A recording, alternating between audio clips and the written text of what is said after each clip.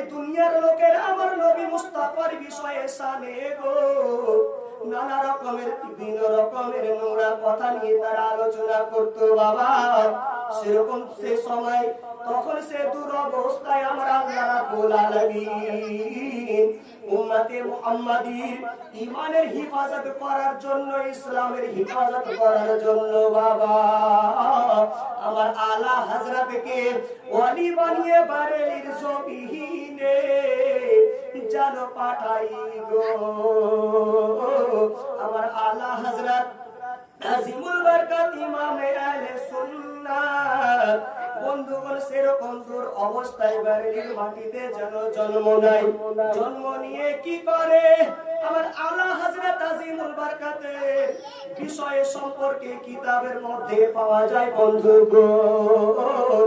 আমার আলা হযরত পৃথিবীতে জগতে